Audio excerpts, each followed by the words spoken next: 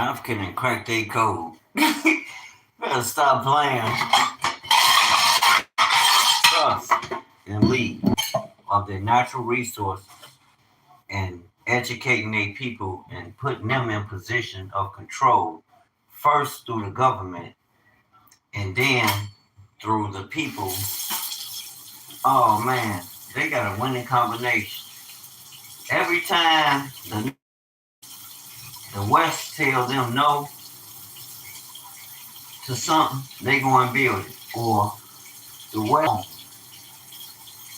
And it's not really what the West don't understand. It's not about them. We keep telling y'all, yes, you're going to be a casualty along the way because of the things that you've done. We keep telling y'all it's biblical. Y'all don't want to hear the truth. Y'all think it's just something people then came up with and they making stuff up. But no, your nation is under judgment. The Most High God is judging all nations. And the crazy part is, then when you go across the timelines, when you look and see the things that he said, what happened to his people, and you actually see a people that's going through this stuff, and y'all just steady denying it. Like, you ain't denying me, you denying the truth of God's word. You deny the truth, guess what's gonna happen?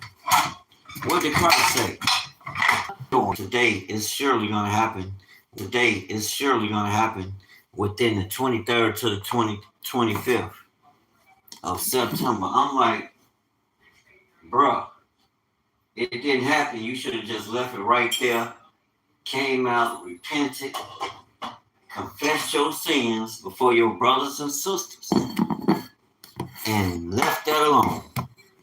And warned the people and make them aware so that they won't lose hope. Let them know that you were lied to or that you were moved by who? The enemy. The enemy can use you, but they don't even got enough integrity to stand on the truth, man. They don't even have the integrity to do it. They're not gonna do it. They so wicked, they trying to double down on it. Look at the moves they making. They celebrating. And Africans was into Christianity before them. Bro, the disciples, the Judeans, let us be clear on what the scripture is saying. Those Judeans who was coming from Jerusalem, going out, they was in where? Antioch. Where is that at? Antioch is in Greece. They were first called Christians in Antioch. Who? The Judeans. Remember, the northern tribes was gone. And that's crazy.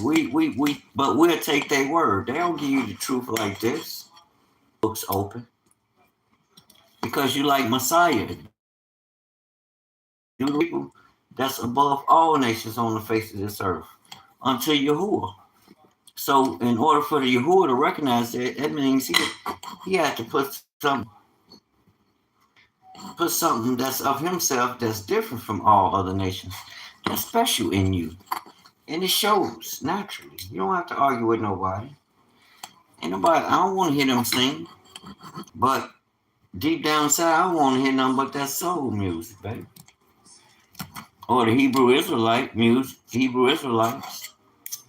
I don't want to hear nobody else's music. Their music they don't have no rhythm. They don't have no spirit to it like us. We got that nothing no more. This game over. United States, we are a bunch of lip talking. We're not going to survive like that. We hold 30% of the planet's mineral resources. We have 60% of the world's uncultivated arable land. We are the youngest continent, the hungriest continent, not for food, but for opportunity, for dignity, for power. Tell me, if Africa unites its markets, harnesses its resources, and directs its wealth... That's all our people. That ain't just in Africa. That's your brothers and sisters everywhere. We ain't settling for less. Inflation and social division. This war is about taking our rightful seat at the table, not as beggars, but as equals or better still, as leaders of the new global order. This is why you see panic in Washington. This is why you see desperate attempts to lure African nations. back with hollow promises, with summits, with aid packages that insult our intelligence. But the old playbook is dead. Africa has read it. Africa has rejected it. Make no mistake, this economic war is not just about today. It is about generations yet unborn. When they ask us what we did in this moment, we will not say we surrendered. We will not say we sold our sovereignty for $4. We will say we stood, we fought, and won, because Africa is winning, and America knows it. I speak to you today with fire in my voice and pride in my heart, for history is being written not in the capitals of the West, that Wall Street would shape our economies, that American corporations would control our industries. But today, Africa has declared economic war on the United States of America. And here is the truth they don't want to admit: Africa is not just fighting. Africa is winning. The world has always underestimated Africa. They called us the third world, as if our destiny was to remain permanently behind. They called us developing, as if development was an endless race where we never reached the finish line. They told us our only purpose was to provide raw materials for their industries, cheap labor for their corporations, markets for their excess goods, and votes for their resolutions. But that era is dead. Africa is no longer a passive player in the global economy. Africa is a battlefield commander. Africa is the strategist. Africa is the power broker. And the weapon we wield today is not the rifle or the rocket. It is sovereignty destroyed our textile industries. They signed lopsided contracts with our governments, ensuring that minerals like cobalt, gold, uranium, and oil left Africa at a fraction of their true value. They called it partnership, but it was not partnership. It was exploitation. It was a silent war waged, not with bombs, but with contracts. Today, Africa is fighting back with its own economic weapons. Ghana has said, no more exporting raw cocoa beans. Instead, factories are being built on African soil to produce chocolate, drinks, and cosmetics that carry African labels, sold at African-determined prices. Nigeria is building refineries that end decades of dependence on imported fuel from American and European companies. Sitting on your hands while they Africa playing, produces trying to oil play and you imported gasoline.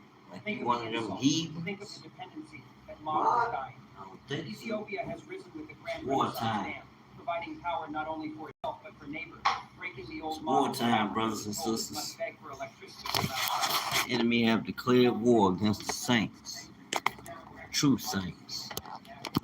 That's why I show this and talk about Africa, so you will know there's an out. It's a way out. It's the way the Most High created things.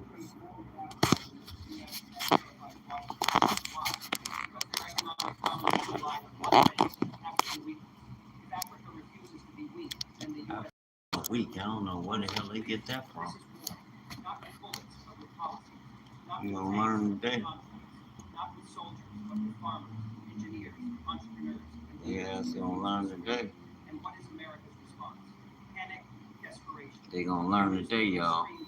African and scattered are not playing with these people. We woke now. Get ready. We gonna teach you. Tell youth, baby, copyright. But here is the truth. Africa is not falling into anyone's hands. Africa is standing on its own feet. On his own Africa is too. not begging for safety. It ain't falling to no Africa is damn declaring chain. sovereignty. Let us talk numbers, because numbers expose the battlefield. In the last 5 years, African imports of U.S. agricultural products dropped by billions of dollars by African-grown and African-processed food. U.S. oil companies report falling profits in Africa because nations demand refining at home. American clothing exports face bans as African nations rebuild their textile industries. And perhaps most frightening for You Washington, start ordering my shirts out of Africa. lithium and rare earths are being signed not in dollars, but in local currencies or yuan. The U.S. dollar, once a weapon of global control, is losing Not its no dominance in Africa. And what does that mean for the American empire? It means its power is crumbling, because America's power was never just its military. It was its control of the global economy. And Africa's rejection is a dagger straight into the heart of that system. Some ask, can Africa really win against such a giant? My answer is simple. Africa has already won battles, and victories are piling up. Look at cocoa.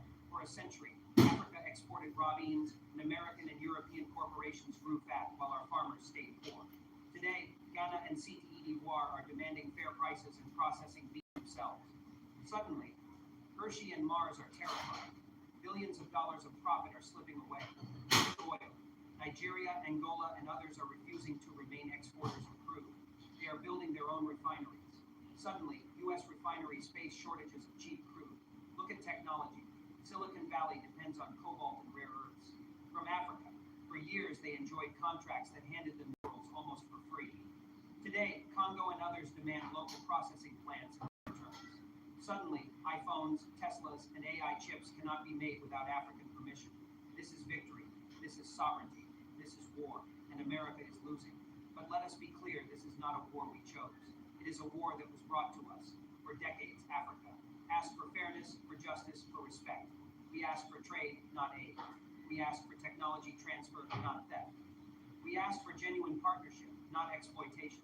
America refused. They wanted domination. And now the tables have turned. Today, Africa holds the cards. We are the youngest continent with the largest future workforce. We have 60% of the world's uncultivated arable land. We hold 30% of the world's mineral resources. We have the energy, the people, the creativity, and the determination to lead the future. And so the question is not whether Africa can win this war. The question is, how fast will Africa's victory dismantle the old empire? Brothers and sisters, this is our moment.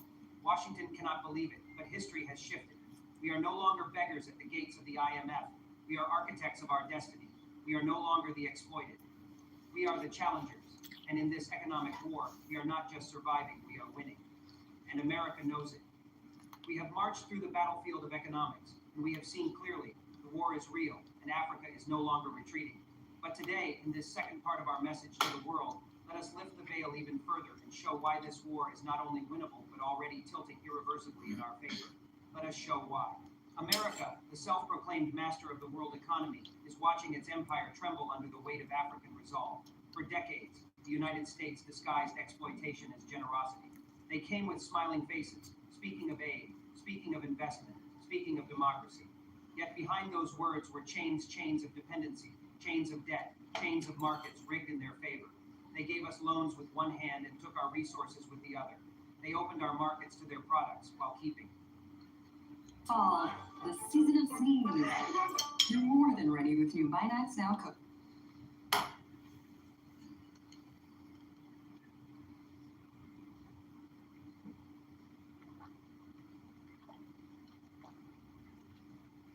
It's rather good to hear. Damn good to hear, because why? We have been awakened. We've been tired of and all this bull crap. Now that our brothers and sisters, white folk, break down in tears begging blacks for help after realizing, well, white folk, all y'all gotta do is pay attention, repent, and get how stupid can he be. Jeffrey Sachs, Trump blew it. U.S. versus Russia. World War III now inevitable. Fair use copyright, fair use copyright. Not that what's going on with them matters. It'd be good to know because we are here. It's good to know. On here speaking their language like that's what's in force, that's what's happening. I don't think so. The Most High is still in control. He's going to allow them. Why? Because he's allowed Satan to rule for a time. But we know that time has come and go. What we're witnessing are the vestiges. The Most High has given them ample time to repent. People don't want to repent. They want to do as thou will, do what they want to do. It's a lot of us. We on here every day speaking about it. All of us. Ain't nobody perfect. We all guilty. But to just blatantly, like, let's see what they talking about. Fair use copyright, fair use copyright. Oh yeah, this is my man. Of about $825 billion worth to Ukraine. This includes 3,000 plus Iran missiles with a range that could go above the ATACMS missiles. Carolyn Levitt, the White House spokesperson, said that Russia and Ukraine are not ready for peace. I'm curious about your thoughts about this particular move by the administration, and has it blown up the peace process? Because Russia said that these missiles, this funding, this keeps the war going. And Trump has said he's not funding the world, he's just selling weapons to NATO. What's going on here? Well, Trump and his team are completely incompetent. First of all, every day there's a change of view, a change of statements. Some days it's threats. Other days it's a statement about my best friend, Vladimir. Basically, this is not tactics. This is incompetence and inconsistency. The president is unable to form a coherent idea of what's happening. So, with Africa rising and cutting off business, oh, it's really happening. It's not a joke. You can look at the numbers. They just did it with the corn. And what did they do? Rerouted with India. So that feeds into strengthening BRICS. That's long-term billions that will be taken away. And not just that, you have companies from America that have went and plugged in, tapped in with Africa. And they are under contract. Can't make this up. But y'all want to tell me this was gonna save your empire. Y'all don't see God's hand at work. Until you do right, repent, America never prosper on anything. I ain't wishing bad luck on us because it's our money that's invested in this place. And that's why the Most High said pray for them. You can invest everything into this system. From homes, automobiles, education, to build a life and sustain yourself. So yeah, pray for them that they make the right decision so they can maintain. But then we know the Most High spoke a word. And that word brings everything into context, and that supersedes what we want or desire. He's pushed by multiple pressure. So with us fumbling the ball from the inside, and then you got nations strengthening themselves from that, what does this smell? It smells like death. There's his own promises to end the war. An American public that is sick and tired of all of this. Arms contractors that want to sell weapons. The neocons who are partly war profiteers and partly war ideologues. The European leaders who are in the same camp. They're some combination of warmongers and captives of the military-industrial complex, theirs and ours, which are basically the same. So Trump does not have the capacity to find a way out of this. This is an administration that is failing on many fronts, including the challenge of making peace. Peace is feasible, but it's not self-enforcing or even self-creating by design. No, it don't. It begins in your heart by following and keeping the Most High commandments. He gave you 2 commandments. That's what's going to bring about amongst the nations and leaders, because you have love for you, for your the things that he's commanded you to do, instructed you to do while you're in earth. Because not only does it affect you here, but it affects your generation and in the supernatural family. You can say a thing and cause things to happen, to move and shift. So don't tell me there's not a spirit. You don't act like you don't understand the supernatural. But we understand that it has a foundation. And it's come on. And wake them up. America, Genesis 15. I'm gonna keep telling you. Deuteronomy 28. Deuteronomy 30, verse 26. Because God scattered us, our ancestors, and said he would make us. Well, y'all bit the apple. because y'all took it to the max, and now you don't understand why we are. What did it say? U.S. versus Russia, World War III. It's gonna be a World War III. Yes, it will be. You think they made them bombs and they not gonna use them? The earth was given into the hands of the wicked for a time. They're gonna use them weapons. We're going back to a time people don't believe. Yeah, it's gonna be kings and governors. There's gonna be no presidents and all that. You don't see them deconstructing it.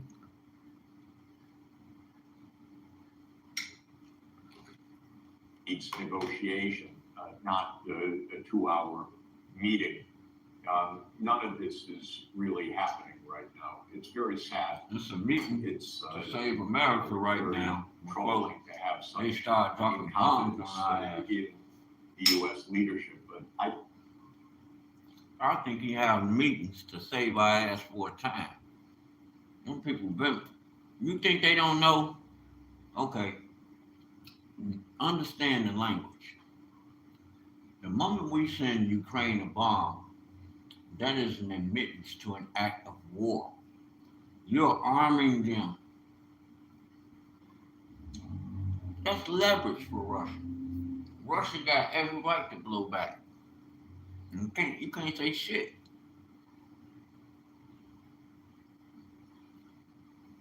I think that this is basically the explanation of what we're seeing. This is not close.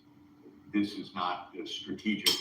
This is not even It could be to save your Jaime. tactical. This is just flailing around. At North Park University, we prepare students both online. It could be to save America's Jaime. You never know.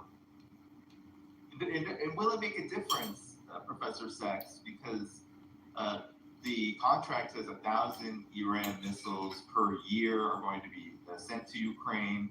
The messaging from the Trump administration is very chaotic. On the one hand, they say they're not going to allow long-range missile strikes into Russia from Ukraine using U.S. weapons, and yet this huge promise to Ukraine, whether it is possible or not, and the amount that they say they're going to supply Ukraine with these missiles, seems to indicate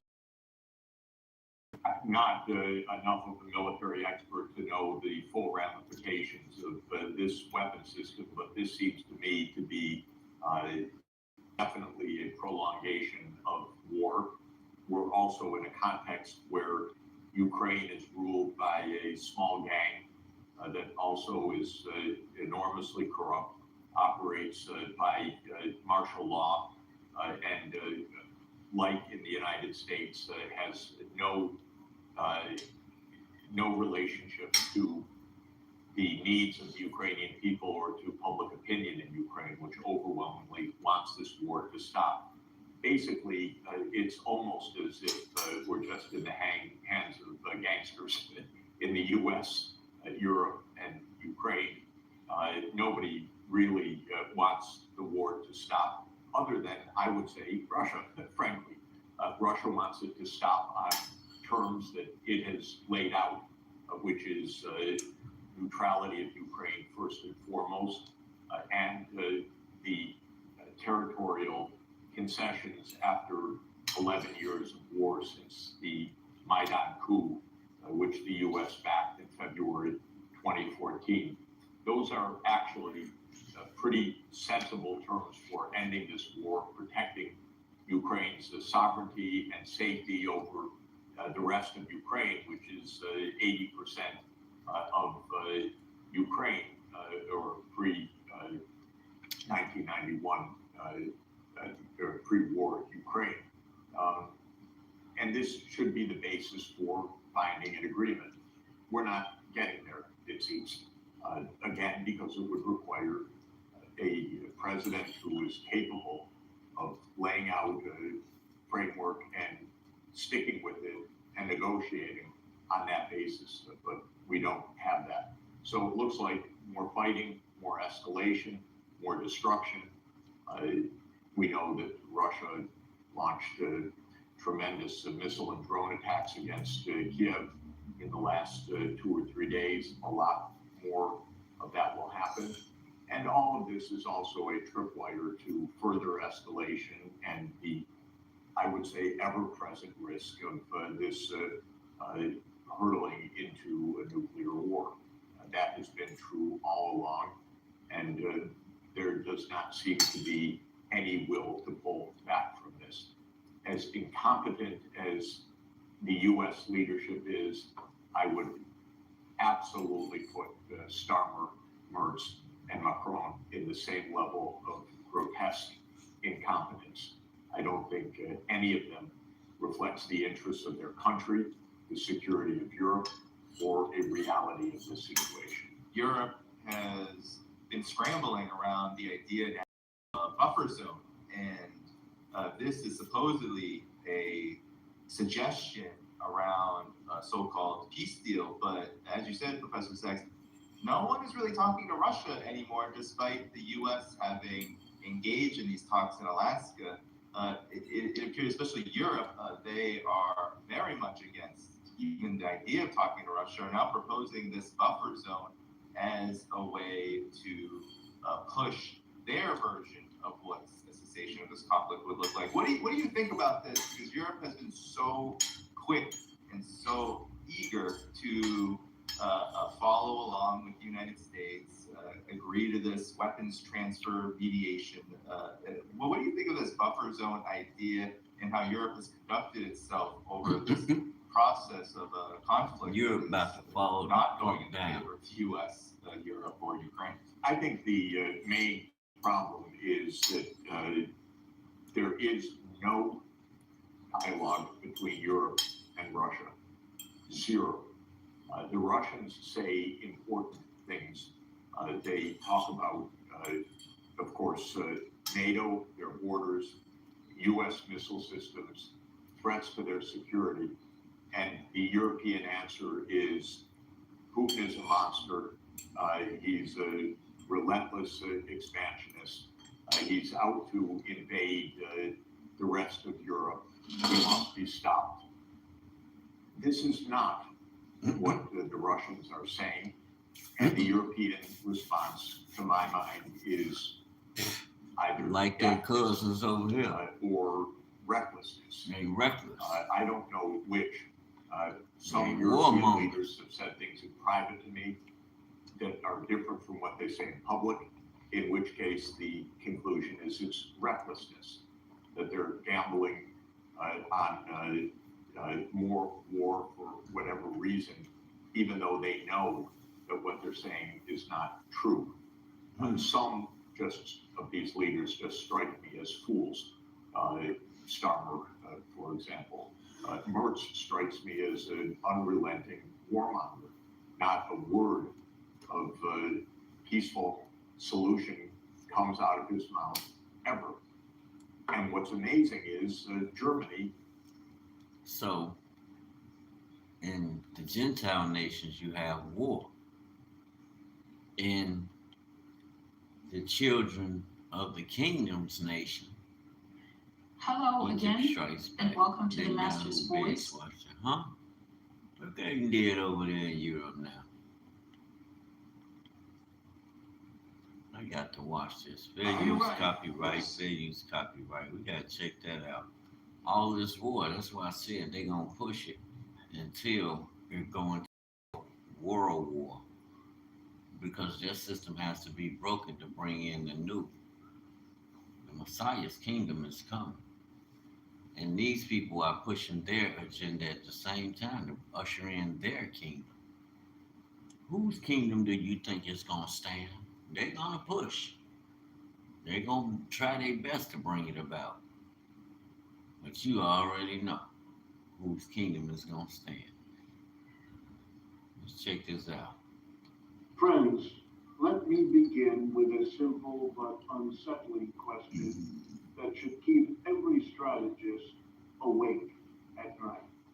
What happens when the balance of power in the Middle East begins to slip slowly, quietly, but decisively out of Washington's hands?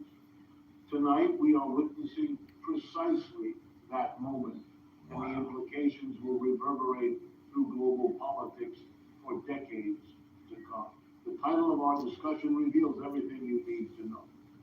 Egypt that's challenges deep. Israel's air supremacy. Oh yeah, it's been coming. China's missile deal shifts power. Israel pulled that shit at the Gaza border on the Palestinians like that when Egypt warned them, but they still insisted on doing what they was doing. Like they throwing their nose up at people. Like what? Like, are you serious? They been warned. I'm gonna do the research. I'm gonna go and look this up because I really want to know. Netanyahu pleads to Washington. These are not merely headlines competing for attention No, it's in the a crowded truth. news cycle. They are symptoms of a global transformation that signals the end of American dominance in one of the world's most strategically vital regions. Picture the anxiety in Tel Aviv tonight. For the first time in generations, Israeli military planners are confronting a reality they never thought possible. I don't know Their why. neighbors might actually be able to contest the skies they have dominated since 1967. The psychological impact cannot be overstated. When invincibility becomes questionable, I entire don't know what the strategic hell made doctrines them think they must was be invincible reconsidered. from the For start. decades, That was Israel's dangerous. position in the Middle East has rested on one unshakable foundation: absolute air supremacy. This was not merely a military advantage, but a psychological weapon that shaped every political calculation in the region. Air dominance meant Israel could strike anywhere while remaining untouchable. It meant Arab armies knew they would be destroyed from. And you know what else? That lends to Sister Celestial's prophecy about them, that state being crushed. The Most High was going to allow it to happen because they are not who they say they are. Look at what they're doing. That's not how the Most High people move. But I just want to say that Sister Prophecy was right. Now we have an economics professor explaining this because it has what? Financial implications more than anything. Money controls who goes to war and who don't. If money says war, it's war. And we know common sense say they should not be going to war with them people. They don't need to. They could have sent ground troops in there for what they doing. All that dropping bombs and shit, that's excessive. You know, it's like they trying to send a message. But one thing about what people don't understand is white people, to me, y'all naive when y'all say shit like that. Or air superiority, man, you trying to convince your motherfucking self. Because y'all said that shit when America went in Yemen and dropped them bombs. That didn't stop them from blowing over there at Israel. They kept blowing up and down the Reed Sea. The Red Sea is the Reed Sea.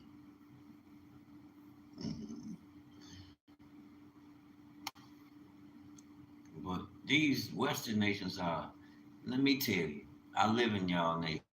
Y'all are delusional when y'all speak like that, like y'all so damn superior.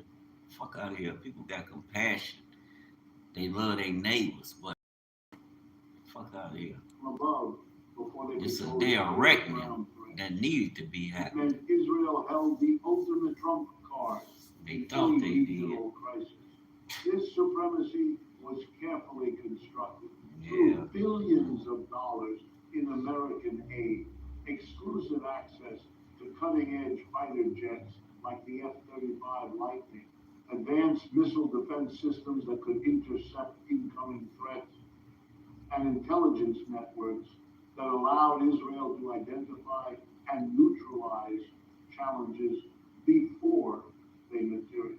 The United States didn't just sell weapons to Israel, it created a technological moat that that no regional rival could cross. Egypt, despite being the Arab world's most populous nation and historically its military leader, was deliberately kept in a position of technological inferiority. The Camp David Accords didn't just bring peace, they institutionalized Egyptian military dependence on American approval. Every weapon system, every upgrade, every strategic capability had to be cleared through Washington, ensuring that Cairo could never challenge Tel Aviv's aerial dominance. And that's But why tonight, they ain't fucking with That America no carefully more. constructed balance is That's cracking. it's a double-edged Egypt's sword. missile deal with China represents far more than a simple arms purchase. Yeah, they getting powerful missiles so they can challenge your ass, and it'll never go back to peace. They will never surrender to you. So this means war. Common sense. Or America's going under, It is because a they ain't gonna let you declaration take of because they ain't gonna just let you take their stuff no more. Game over. independence from the constraints that have bound Egyptian military planning for 45 years. Game Cairo over. is telling the world, and more importantly, telling Washington, That shit that over. the era of imposed limitations is ending. Consider the revolutionary nature of what Egypt has accomplished. Man, For generations, Arab military leaders they better looked at know. Israeli air power with a mixture of fear and resignation, knowing their own forces would be helpless against attacks launched from bases they could never reach. Egyptian pilots trained in aircraft they knew were deliberately inferior to their Israeli counterparts. Egyptian air defense commanders planned strategies around the assumption that they would always be outgunned. Now, with Chinese missile technology Ooh, it's game over. entering Egyptian arsenals, that psychological dynamic begins to shift. These are not defensive systems designed merely to protect Egyptian airspace. They are offensive capabilities that reach deep into It's Israeli over. territory, targeting airfields, command It's centers, over. and strategic installations that Israeli planners Mm. always assumed were beyond Arab reach. It's The over. technical specifications matter less It's than over. the psychological. Even the It's over. With. Man, they cooked over there. Watch they shit. Watch they cook them people. perception that Israel's air superiority might be contestable changes everything. They cook. Military deterrence depends on certainty. When adversaries believe they cannot win, they avoid confrontation. Them Begin to people believe kills victory up. might be possible. They start cook. considering options that previously seemed suicidal. Israeli intelligence agencies are undoubtedly trying to assess exactly what capabilities Egypt has acquired Wow. and how quickly those systems can become operational. But the They damage already to confidence has already been done. The myth of permanent technological superiority has been shattered, and myths once broken cannot be easily reconstructed. The timing of China's move reveals sophisticated strategic thinking that extends far beyond arms sales profits. Man, they Beijing trying has to chosen this moment to challenge exactly to America's solidify. military dominance in the Middle East. They trying to solidify bricks. It ain't about America. You can sensationalize it with every episode you like to, but it's about bricks growing.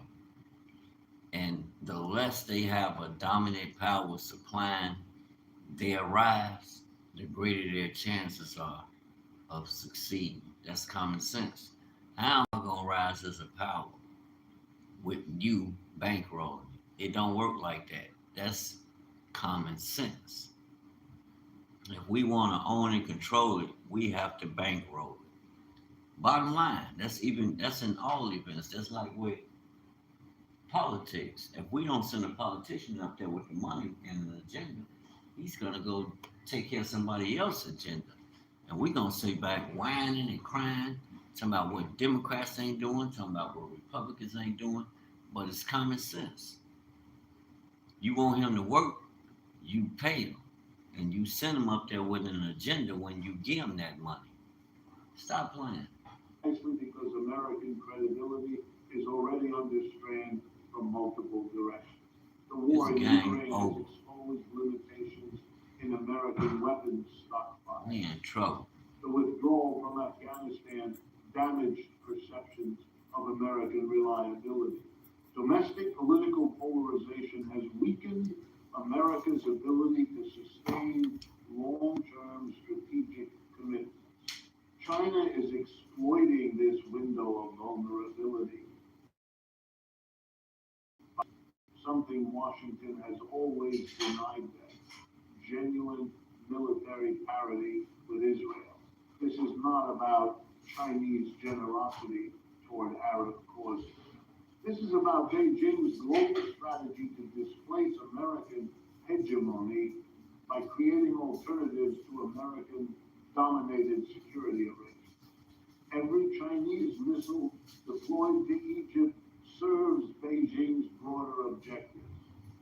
It demonstrates that American military monopolies can be broken. It creates dependencies that bind Egypt into Chinese strategic networks. It generates intelligence about American weapons systems that Egyptian forces will inevitably encounter. Most importantly, it shows other Arab nations that alternatives to American tutelage exist. The economic dimensions of this shift deserve special attention because they reveal how military competition interconnects with broader patterns of global power transition. China's willingness to sell advanced weapons to Egypt reflects Beijing's confidence in its own technological capabilities and its determination to compete directly with American defense contractors who have dominated global arms markets since World War II. Chinese military industries have reached technological parity with their American counterparts in many categories, while offering competitive advantages in cost, delivery, schedules, and political conditions. Unlike American weapons sales that come bundled with human rights requirements, military capabilities, and commercial terms. This approach appeals particularly to authoritarian governments that want advanced weapons without lectures about domestic political arrangements. Egypt's military leadership can acquire cutting-edge missile systems without enduring congressional hearings about human rights violations or political freedoms. The weapons come with technical training, maintenance support, and upgrade pathways, but not with political supervision. The maintenance and training dimensions of weapons sales create long-term dependencies that extend far beyond initial purchase agreements. Chinese technicians working on Egyptian missile systems will gain detailed knowledge of how these weapons perform in Middle Eastern operational environments. Egyptian military personnel trained on Chinese equipment will develop professional relationships with their Chinese counterparts that influence strategic thinking for decades. These technical relationships become pathways for broader military cooperation that can expand into intelligence sharing, You know they got power. and coordinated strategic planning. What begins as arms sales can evolve into alliance relationships that reshape regional balance of power in fundamental ways. Israel's response to this development reveals the depth of strategic anxiety that Egyptian missile acquisitions have generated. Netanyahu's rush to Washington demonstrates that Israeli confidence in maintaining military superiority through indigenous capabilities alone has been shaken. Israel needs American reassurance that Washington will take whatever steps necessary to preserve Israeli military advantages. But what can Washington actually promise? The United States cannot prevent China from selling weapons to Egypt or any other Arab nation willing to pay Chinese prices and accept Chinese terms. American economic sanctions might complicate Chinese defense sales, but they cannot stop them entirely, especially when Chinese defense industries operate with state backing that can absorb short-term losses for long-term strategic gains. American counter-offers of advanced weapons to Israel may temporarily restore some military balance, but they cannot address the fundamental problem. The monopoly is broken. Once Egypt demonstrates that Chinese weapons can credibly challenge Israeli air power, other Arab nations will inevitably seek similar capabilities. The precedent, once established, becomes impossible to contain. Saudi Arabia represents the most significant potential customer for Chinese military technology.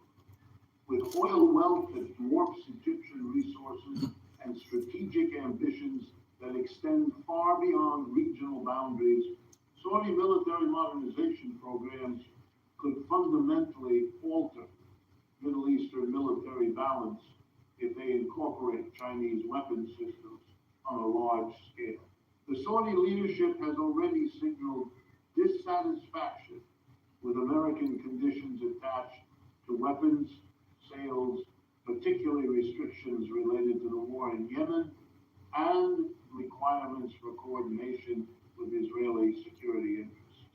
Chinese weapons offer the Saudis an opportunity to pursue military capabilities without American oversight or Israeli consultation. Turkish alienation from American defense partnerships creates another opportunity for Chinese market expansion.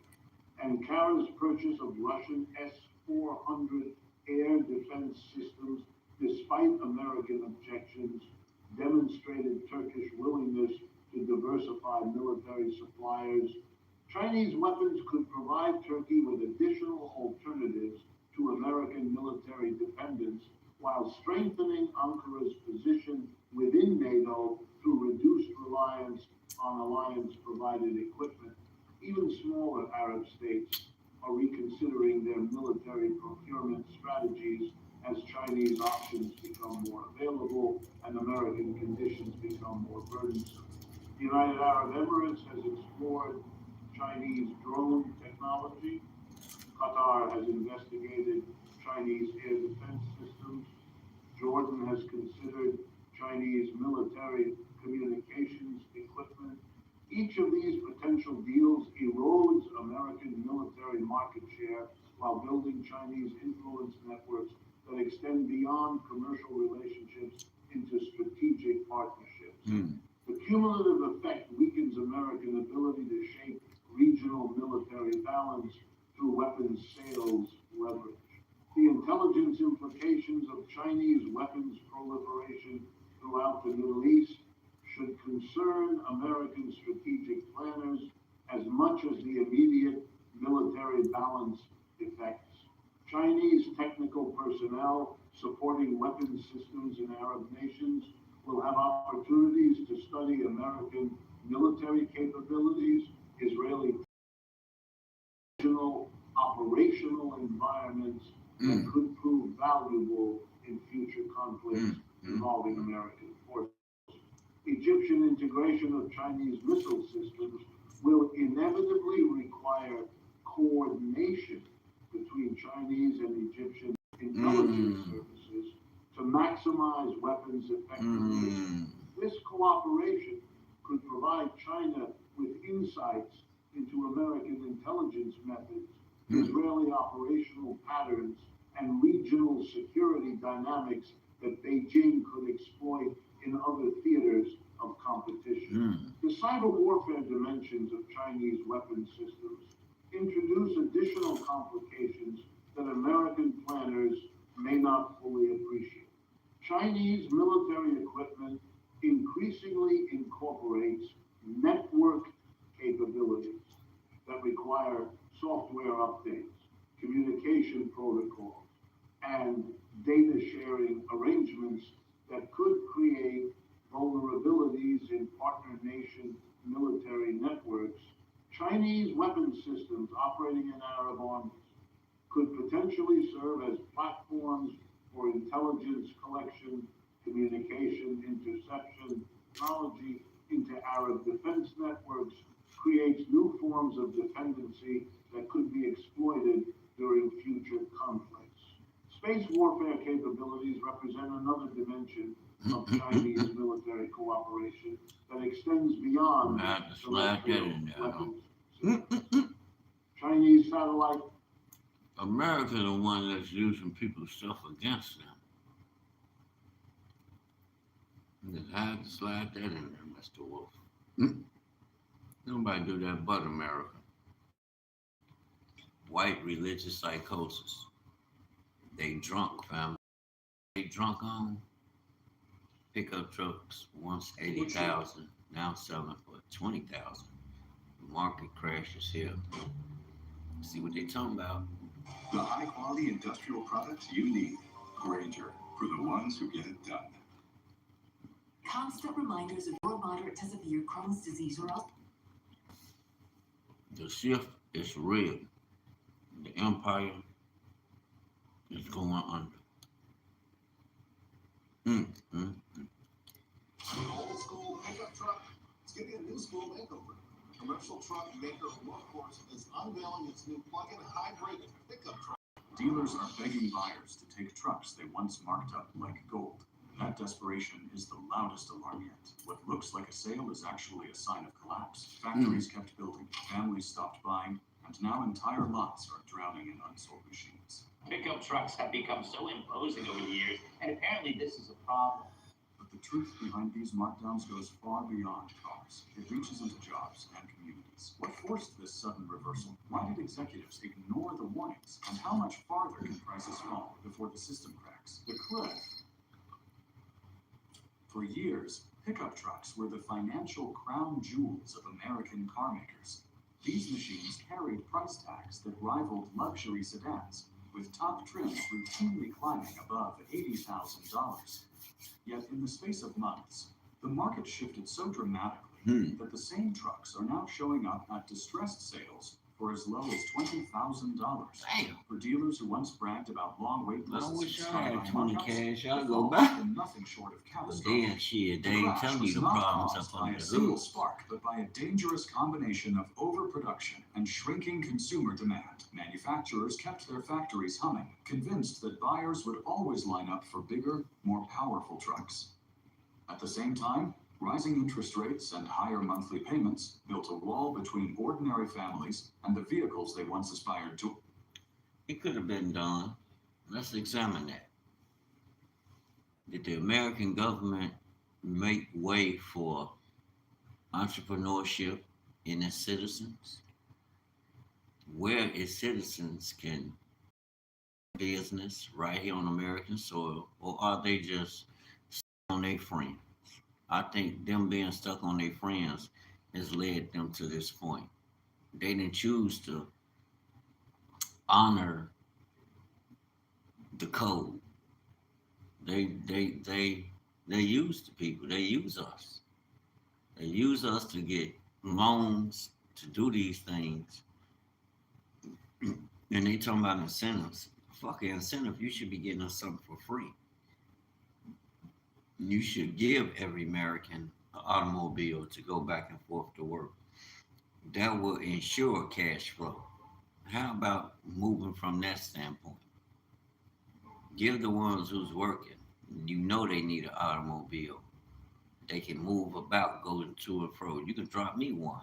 I wouldn't use it to go doing no dumb shit. I would use it for work purposes daily. Road service to go and check on the car, or road service to go out there and actually fix, or giving it, creating a job for somebody else once I get to it, or You can drop me off and use it for, moving customers back and forth. Customers may drop their car off at the shop.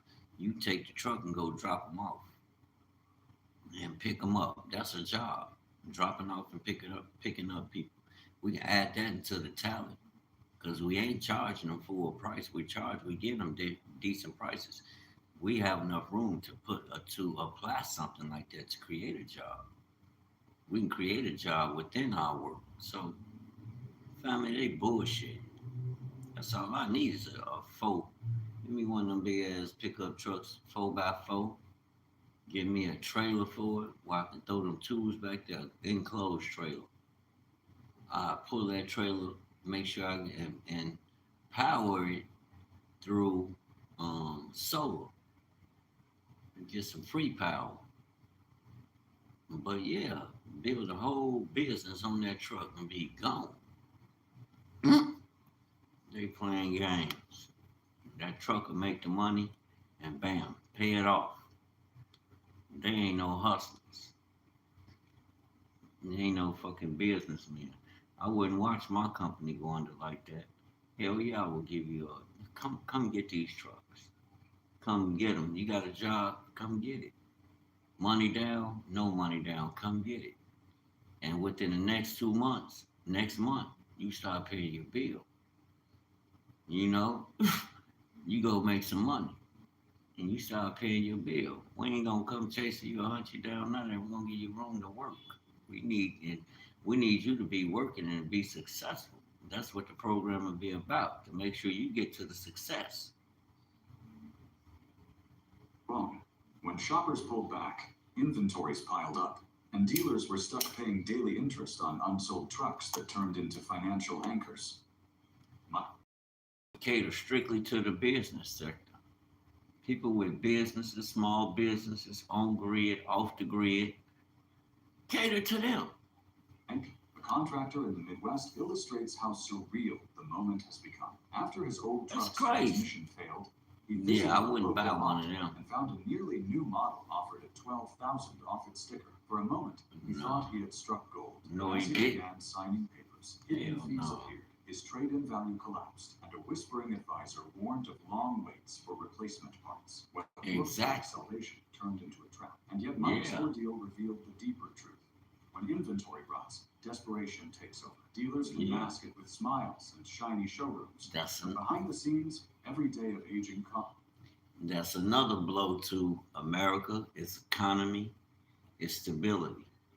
And you don't think America's being judged after 400 years? You don't think the so-called Negroes are God's people and there's going to be a reckoning? Bottom line, you don't think it's a reckoning? Man, y'all better wake up. Oh, it's a spiritual reckoning. Than $50 or more in interest. That pressure will shape every conversation that follows. But 20,000. I'll buy one of them Toyotas. I'll get one of them Toyotas. That Toyota. And I know it's going to be a problem because of the parts. Ford rolled out the ordering them from China and other places. Declaring it the future of work. A truck that would reap. The problem is going to be getting parts shipped from China. By not being that chain being broken, now you have to order out. It's gonna be a mess on your pocket. Reinvent the job site and the family driveway. General Motors followed with promises of electrified Silverados and GMCs that would outshine anything built before. Executives predicted endless waiting lists. Africa killing y'all with a simple concept, not all that extra additive shit.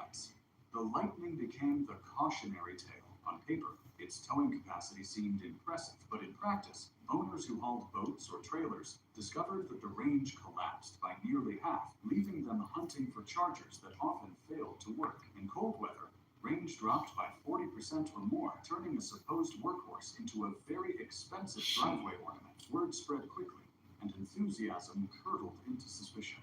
And the crazy part is, this president told them, do not try and force that on the American people. Give them an option, electric and conventional. Dealers who ordered aggressively now face a nightmare. Every unsold Lightning sitting They on was the lot probably leaves forced roughly because 40 of to the 50 condition. in carrying costs. They had no choice. Resale That ain't no values excuse, sink but faster than you battery should be able to percentages see. in a snowstorm, and buyers walk in demanding They should have been able to see through that. Things will gradually go there. Why would you try and push that? Now you're paying for it. discounts that would have been unthinkable 2 years ago. Corporate managers whisper about refreshes and production adjustments, but the translation is simple. Demand missed, and the gamble backfired. Sarah, a Michigan electrician, summed it up bitterly. I thought I was buying the future. And you know what? That means those in play. These are bad managers. And y'all want to tell me about the brothers and the decisions we make? Man, these people fucking up nations' security, children's futures, household futures from their decisions they make, the carelessness. And the government gonna bail them the fuck out. They always have, off of us. But they want to say, you want to sit around and tell me what I ain't. If we stop fucking with them and take control of our own output and input, I think it'll be better. I think you will find a rejuvenation of life, like a rebirth family. That'll be coming into that true knowledge of your higher self. Because you depending on you and leaning on the word that was spoken and you believe in it. You talking about the ultimate faith? You move in heaven and earth. Huh? Instead, I bought a $75,000 science experiment.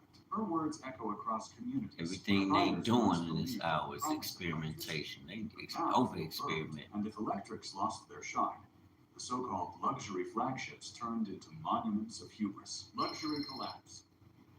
When General Motors unveiled the GMC Hummer EV, the message was clear. This was the Halo truck, a six-figure electric colossus that would prove American dominance in both technology and design. Just can't be a part of the game. They gotta rule shit. Their tires gathering dust while floor plan interest devours dealer profits. The problems were obvious to anyone who drove one. The Hummer weighs more than some dump trucks, devours $400 tires, and delivers a real-world range under load closer to 150 miles. Buyers who could afford six figures quickly realized they preferred vehicles that actually worked. What was pitched as a revolution now looks like a miscalculation. One dealer confided that a single Hummer EV had cost nearly $19,000 in interest during its unsold stay on the lot. At this point, he admitted, I would rather give it away than keep paying to store it. These trucks were supposed to elevate prestige, but instead they humiliated both brand and dealer. The Escalade IQ, another six-figure experiment, followed the same path. Price tags soared into territory once reserved for European exotics, yet demand dried up almost immediately. The market for ultra-luxury trucks turned out to be microscopic, and dealers misjudged it badly. These vehicles, intended to embody excess and pride, have become symbols of failure. Shoppers walk past them, shaking their heads at the absurdity of paying mansion prices for machines that cannot even guarantee convenience. And while luxury trucks sat unsold as status symbols, the workhorses that should have been reliable workhorses. For generations, diesel pickups carried an aura of farmers, builders, and contractors trusted them to haul, tow, and endure endless miles. That trust has been shattered by modern emission systems that turned reliability fragility. Injector failures at 30,000 miles, limp mode glitches triggered by minor sensors, and repair bills that climb into the thousands before the first payment book is even half finished. Fleet managers are among the angriest. One in Ohio purchased 12 heavy-duty diesels, only to watch 8 of them sidelined simultaneously by emission failures. I am financing more than $500,000 in trucks I cannot even use, he said bitterly. Dealers promised durability. Instead, they delivered rolling liabilities. Owners like Sarah from Colorado echo the frustration.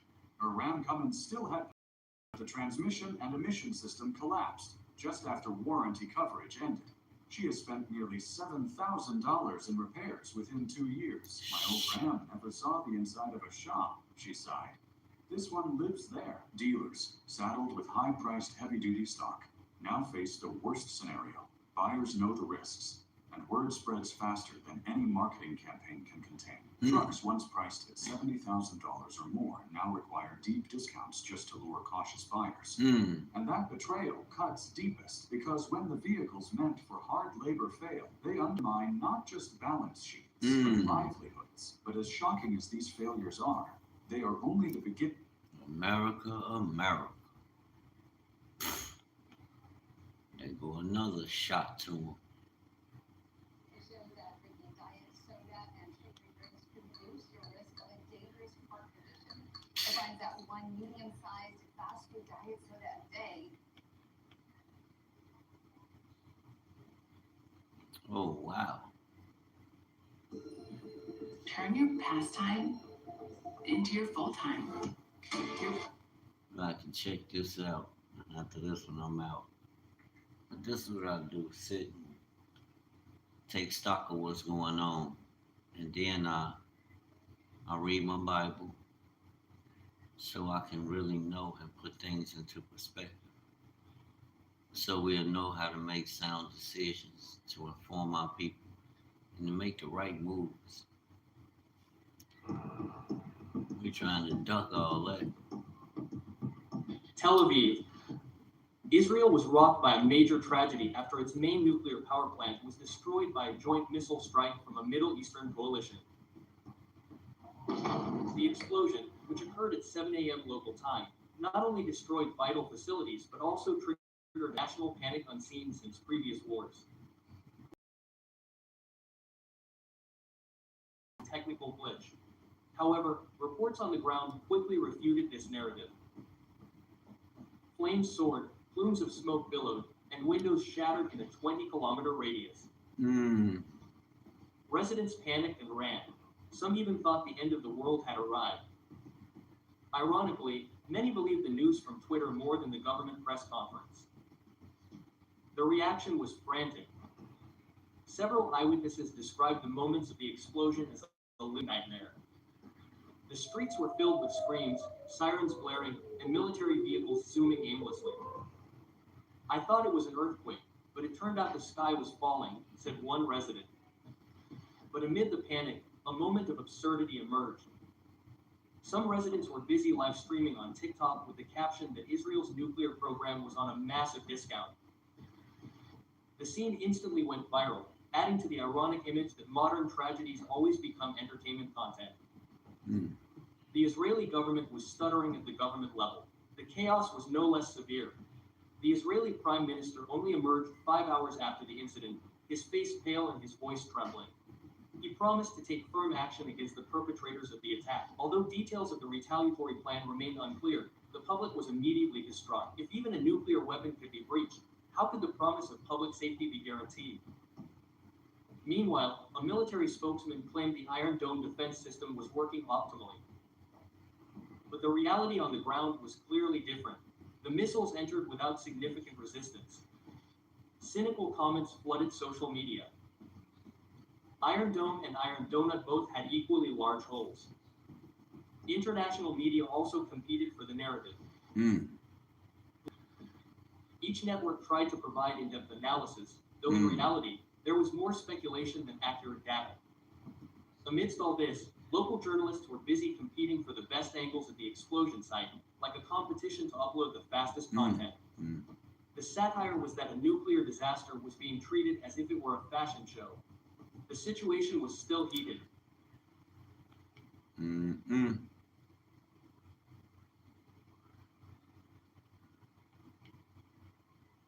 Wow.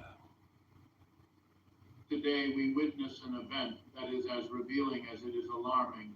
Yemeni drones have struck the headquarters of the Communications Authority in Tel Aviv, severing the lifeline of Israel, not just for the immediate operational chaos, but for what this signals about the vulnerabilities of highly centralized systems in modern states.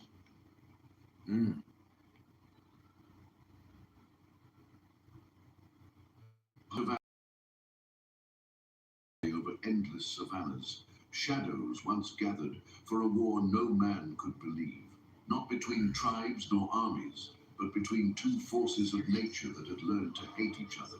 95 baboons, hardened by hunger and rage, stood face to face with 15 lions, kings of the plains.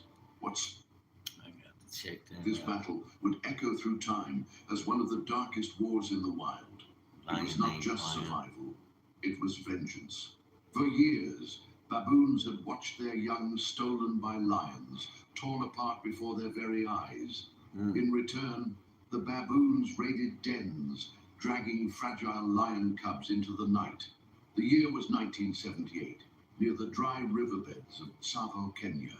Witnesses spoke of nights where the cries of infants, human and animal alike, merged with roars and screeches, creating a symphony of terror. What began as isolated attacks soon became an organized campaign.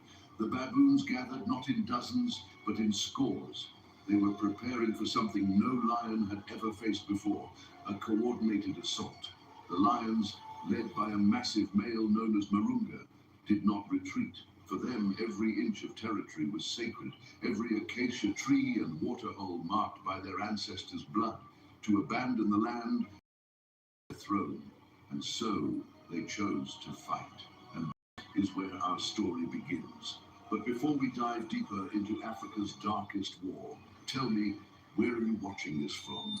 And don't forget to subscribe, because what comes next will leave you speechless. The rivalry did not begin with a single event, but rather with a chain of encounters that escalated over time. In the late 1970s, the Tsavo plains of southeastern Kenya were experiencing a harsh cycle of drought.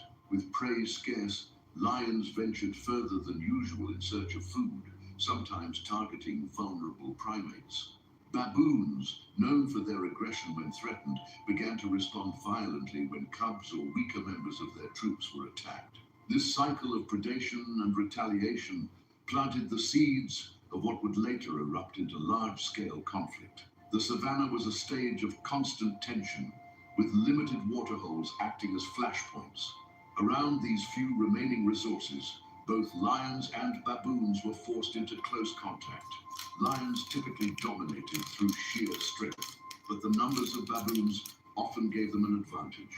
When a lioness killed a young baboon in 1976 near the Galana River, witnesses recorded the first major retaliatory raid. A troop of more than 50 baboons swarmed a pair of resting lions at dusk, leaving one adult male injured. Such clashes were not yet war, but they set a dangerous precedent. Over the following 2 years, the numbers involved in these encounters grew.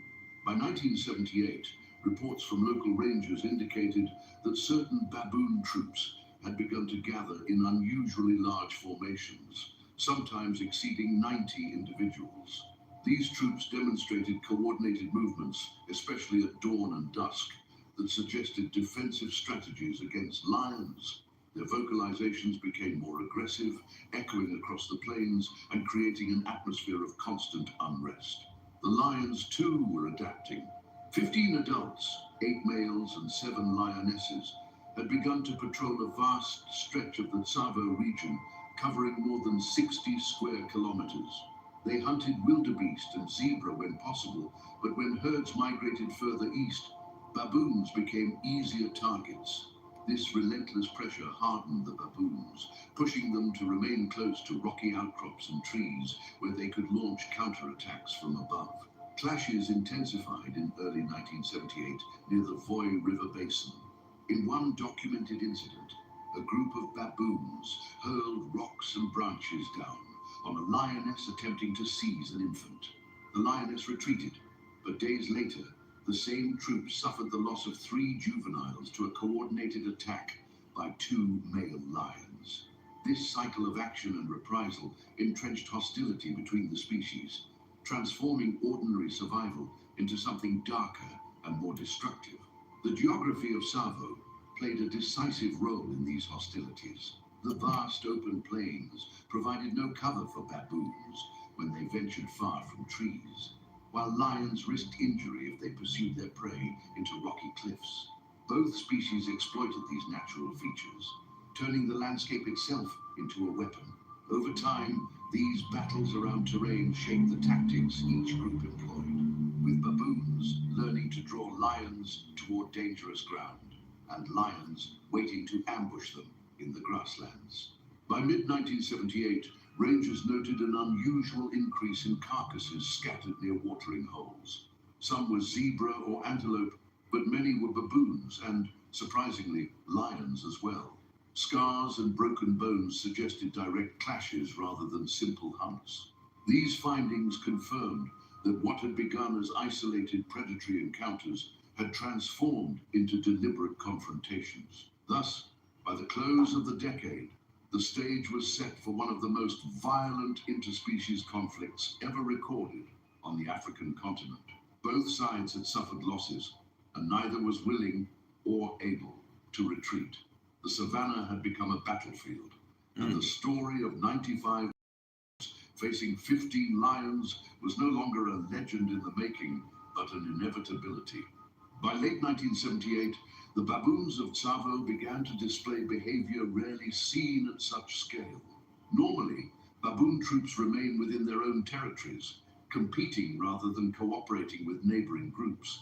But faced with the repeated threat of lions, scattered troops started merging. Rangers observed gatherings of unprecedented size, as many as 95 individuals moving together as a single force. This alliance was not born out of choice, but of necessity, a direct response to predation that threatened their survival. The newly formed megatroop was a volatile unit. Dominant males jostled for control, barking challenges and flashing their formidable canines. Yet when lions appeared, rivalries gave way to unity. Young males acted as frontline defenders, charging forward with displays of aggression, while females and juveniles retreated into elevated positions among the rocks. The troop had effectively developed a division of roles that mirrored the tactics of an army, though guided purely by instinct and experience rather than deliberate strategy. Water sources remained the most contested grounds. The baboons soon realized that numbers alone could shift the balance of power at these sites. When 15 lions approached the Ndara Plains waterhole in early 1979, the megatroop assembled en masse. Their chorus of barks and screams echoed across the plain, unnerving even the most seasoned lionesses. The lions eventually withdrew without a fight, a rare retreat that proved to the baboons had a genuine chance at survival. Strength in numbers also emboldened the troop to reclaim territories once abandoned. Rocky ridges overlooking the Tsavo River became fortified refuges. Here, sentinels kept constant watch, warning the troop of approaching predators. If lions ventured too close, volleys of rocks and branches rained down upon them. Although casualties still occurred, the troops' collective defense inflicted wounds that lions could not ignore. The alliance also altered the troops' foraging patterns. Instead of dispersing in smaller clusters, they moved in a vast wave, overwhelming trees and shrubs in minutes. This left a trail of stripped vegetation, but reduced their exposure to ambush. The lions, accustomed to targeting lone baboons or smaller groups, found these masses far more difficult to penetrate. The savanna landscape itself bore witness to the shift. Stretches of land cleared by relentless foraging now stood as markers of the baboons' growing dominance. Still, unity came at a cost. Food scarcity worsened as 95 individuals competed over the same resources. Squabbles over fruit and insects grew frequent, with weaker members sometimes left behind. The lions, ever watchful, exploited these moments of fragmentation, dragging off the stragglers when the troop was stretched thin. The war had not yet reached its peak, but each skirmish hardened the resolve of both sides. The lions began to adapt in turn. Scouts noted that two dominant males started coordinating more precise ambushes, working to separate sections of the megatroop from the main body. These attacks were costly but effective, forcing the baboons to constantly reorganize and remain vigilant. It was a grim reminder that their alliance, while powerful, was not invincible. By mid-1979, the Baboon Alliance had become both a shield and a burden. They had survived longer and fought harder than ever before, but the lions were now locked into a cycle of aggression and that neither could abandon. What had begun as scattered encounters had escalated into a prolonged campaign, and the true war was only just beginning. The lions of Tsavo had long reigned as apex predators, but by 1979, their dominance was being tested. The presence of a massive troop of 95 baboons disrupted the usual hierarchy of the savannah. Instead of solitary hunts or ambushes against smaller prey, the lions found themselves confronted by an opponent that operated as a collective. 15 lions, 8 males and 7 females, now faced a force unlike anything they had encountered before. Their response would determine whether they could preserve their place at the top of the food chain. The first adjustment came in the form of tighter cohesion. While lions often dispersed into smaller subgroups during hunts, the Tsavo pride began moving more frequently as a single unit. Patrols stretched across wide plains, with males flanking the pride and lionesses maintaining formation at the center. This coordination reduced the risk of being surrounded by the baboons and allowed them to strike with concentrated force. For the first time, lions exhibited behavior that mirrored the organized resistance of their primate adversaries. Ambushes became increasingly sophisticated. 2 dominant males, often sighted near the Voi River basin, developed a pattern of circling wide before rushing a baboon flank.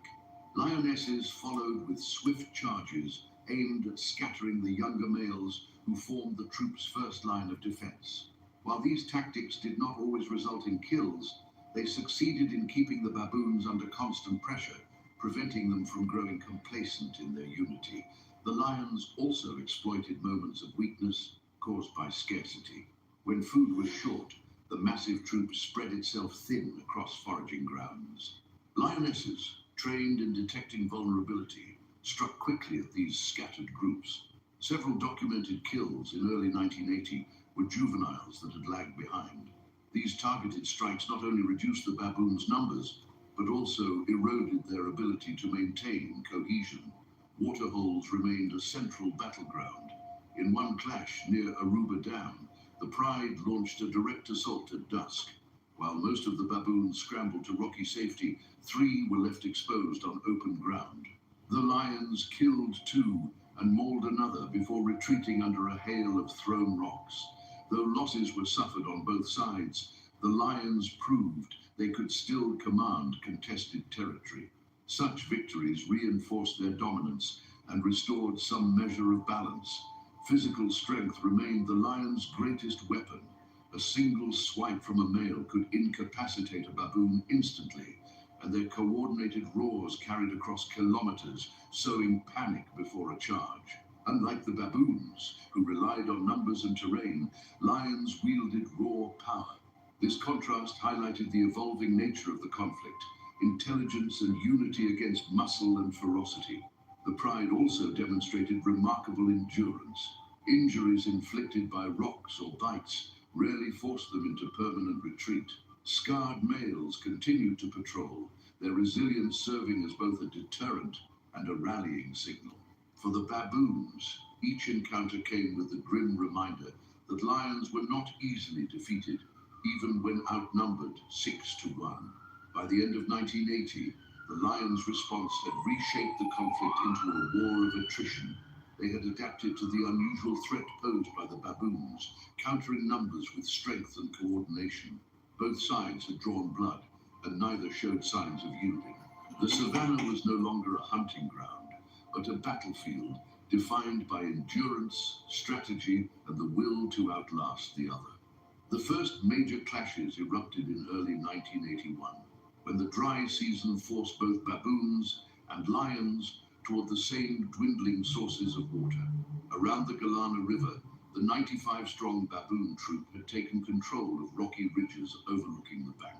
The pride of 15 lions approached cautiously, aware that any mistake could trigger a storm of counterattacks. Tension lingered for hours as both forces observed one another, neither willing to yield. The stalemate broke when a young male baboon ventured too far from cover. A lioness lunged, killing him within seconds. The troop reacted instantly, surging down from the rocks in a coordinated frenzy.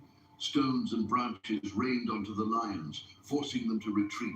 but not before dragging their kill into the tall grass. It was the first clear sign that the war had entered full-scale confrontations with casualties on both sides. Over the following weeks, similar encounters unfolded. In one clash near the Ndara Plains, a group of baboons cornered a lioness separated from the pride. They overwhelmed her with sheer numbers, biting and clawing until reinforcements arrived.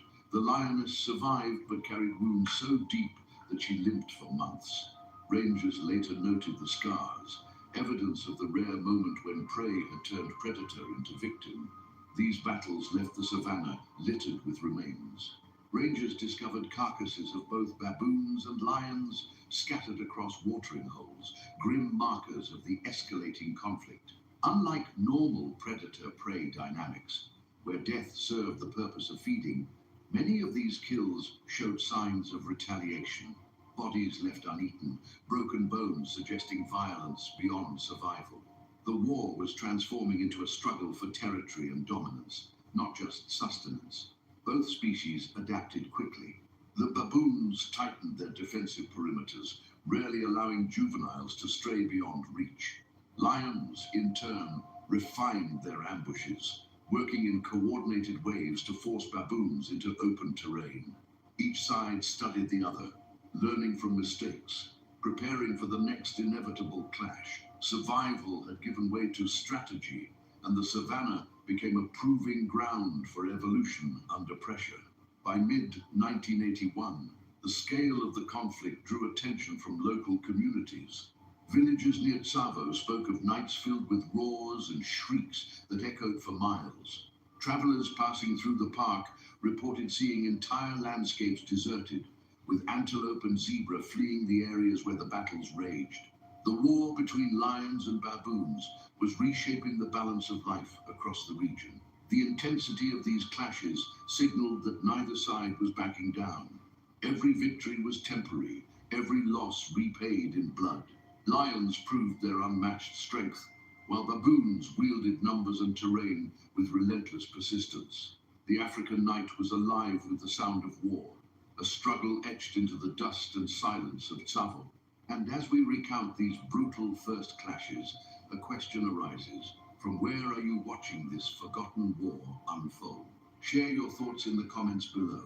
And if you want to continue this journey into Africa's darkest conflict, make sure to subscribe and join us as we reveal the battles yet to come. The peak of the conflict came in late 1981, during the height of the dry season. Water levels at the Aruba Dam had fallen so low that animals from across Tsavo gathered at its shrinking pools. It was here, under the scorching sun and amidst the cracked earth, that 95 baboons and 15 lions clashed in what would become the most violent confrontation of the entire war.